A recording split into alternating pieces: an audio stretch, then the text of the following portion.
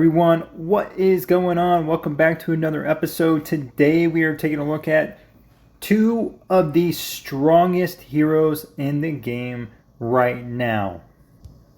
If you like these kind of in-depth videos really breaking down why these are so good, please let me know in the comment section, leave a like, and let's jump into this. First of all, I will start with saying I'm going to reference all this in regards to Season 4 and beyond. While Murphy is on this list with Lucius, Murphy is getting his weapon earlier than Lucius does. He does have more of an impact earlier on in the game, that is true. But I think right now, with both of their weapons and how everybody else is set up, these two now add so much versatility to the game and the squads you can build with them. So let's first take a look at Lucius, because right now this is probably one of my favorite heroes in the game, because his exclusive weapon is so strong. It is ridiculous how good this thing is.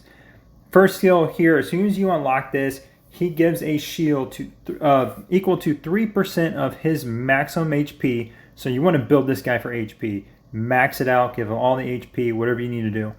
And then he's giving that to the lowest hero, the hero with the lowest HP, after every 2 auto attacks, lasting for 3 seconds. So, like, every so often, he's passing out a shield to that hero. Fantastic. Love the shielding. And then, when you get him to level 10, he takes this thing to a whole nother level. He takes him from pretty good to over 9,000. This thing is so good for PvP, for PvE. It's just all around a great skill set.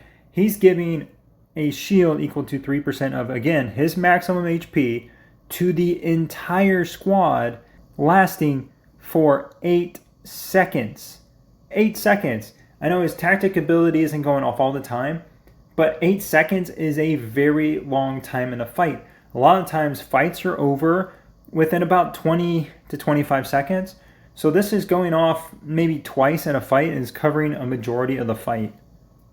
And as you can see, I am pushing my Lucius up to level 30, his exclusive weapon up to level 30, because of this skill right here. When any shield released by Lucius breaks, so if they drop the shield, it grants the holder a 5-second 6% auto attack speed boost.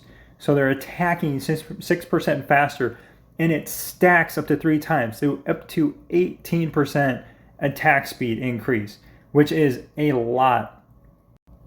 So going back to this, the first skill here, he's going to be giving out shields all the time to the hero with the lowest HP, and then he's giving out shields to everybody on top of that every so often when he does his tactics ability, and then every time those shields take damage and they break, they're going to get 6% attack, and then that's just going to continue to stack up.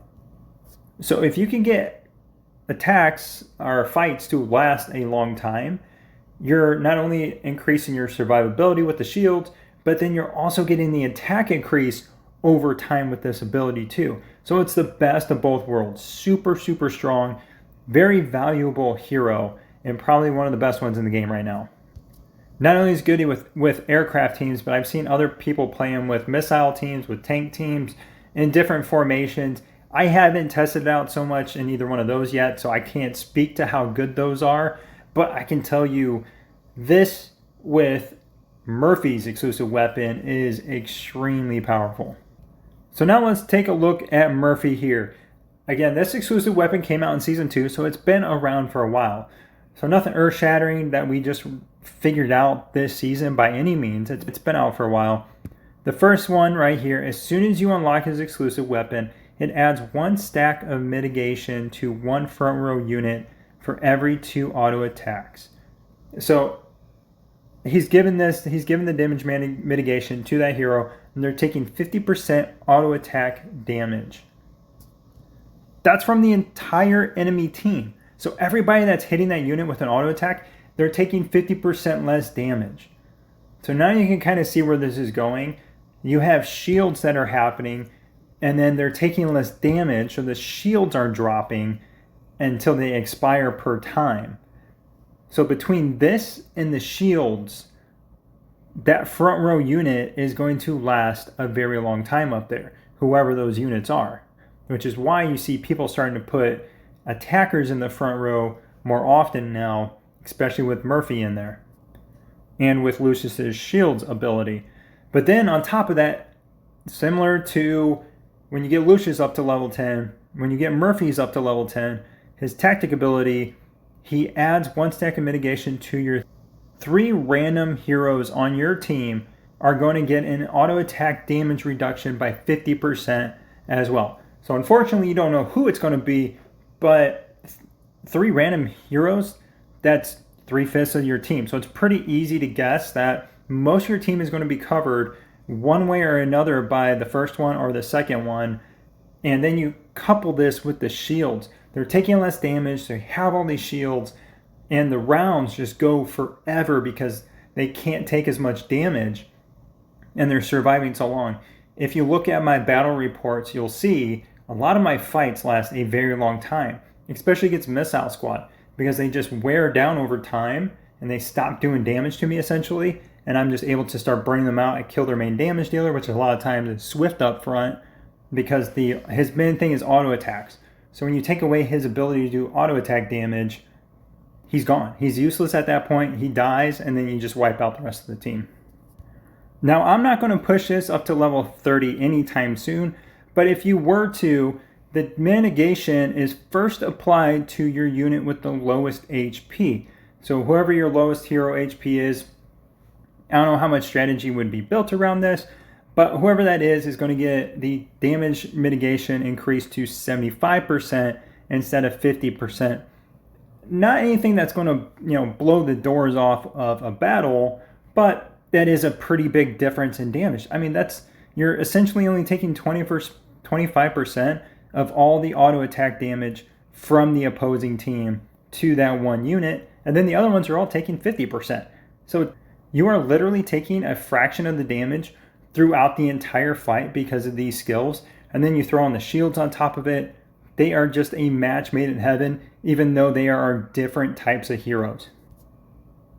And if you look at my team right now, I'm outside of Season 4. We no longer have the tactic cards.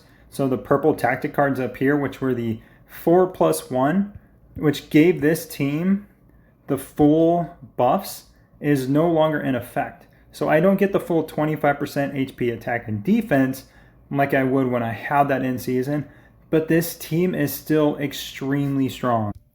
I know this wasn't a win, but I wanted to pull this up here just to show you what I mean about the survivability factor. It's not an amazing tactic to do a bunch of damage. It's all about surviving a very long time. If you look at this guy's team, he is absolutely built out, level 30 heroes. He's got all mythic gear. All of his heroes are pretty much maxed out. You go to his army. He's got a 191 level drone.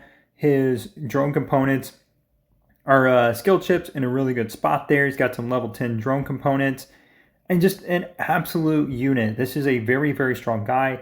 Maxed out aircraft mastery. And I mean, there's absolutely nothing wrong with this guy's build. Very, very strong. But when you look at this, he's got a almost 9 million power advantage over me.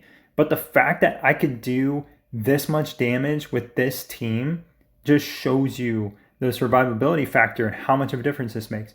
Granted, there are some times where it may not do as well, depending on who gets stunned, that sort of thing. But this fight lasts 30 seconds. 30 seconds.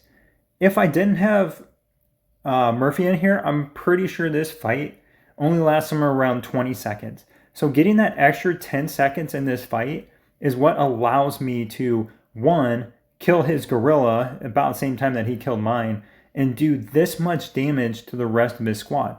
Unfortunately, I wasn't able to take out any other heroes, but I did 50% damage to his squad. I took out half of his unit count with one attack with a team that was 9 million power behind. No, it's not a team advantage. I don't have missile here. If I had missile, I'd probably still lose, but maybe I might do similar damage or something. But it's aircraft against aircraft. I smoke teams all the time that are not too far behind me in aircraft, and I'll pull one up just to show you. Here's an example of that. So 51.3, full aircraft squad. He's got Diva up at the front row. Gorilla is on there. His weapons, he doesn't have a full, level 20 exclusive weapon team. Lucius is 13, so he's working on that. At least he has his full set of skills, so he's got that worked out. Some mythic gear, nothing too crazy, but the gear overall, not terrible. So it's not like his gear was really bad or anything. Go over to Army, same thing. He's got his skill chips. He does have the level 5 quantum field, so he's got some good damage reduction there. 161 drone, not an issue with that. Drone components in a pretty good spot. Gorilla, pretty strong gorilla. Tech, 75%. And then defense fortification, siege, you can see are in a pretty good spot as well. So overall, a pretty good setup. But he's only 3 million power behind me. And he did a fraction of the damage that I did to the guy with a 9 million power advantage on me. So I'll pull up the fight here and you can see this is over very fast. Under 20 seconds, this fight is over. And that's the big thing. You want these fights to drag out with this type of build in order to continue to do damage, as much damage as you can, because either you're going to have a disadvantage and you're trying to overcome that with time, or you have an advantage, but you need a little extra time in order to really take advantage of it. So there you go. I just wanted to throw that out there, really explain why this team is so strong, even though it doesn't look like it would be that powerful. It's so good. Even without the tactic cards, the shield and then Murphy's mitigation is just insane. It's a lot of fun. For me personally, I like the fact that this brings some versatility to teams. While it doesn't make my second team that great because I got Carly on there, sometimes it's a little bit of an advantage having Carly on my second team. Against missile teams, it's a little bit of a disadvantage. But overall, this is pretty fun to be able to mix it up and be able to win fights that I probably wouldn't be able to win because they were just, so much bigger than me or just had a slight power advantage on me, even though everything else was pretty much equal. But thanks again for sticking around to the end, guys, and I'll catch you in the next one.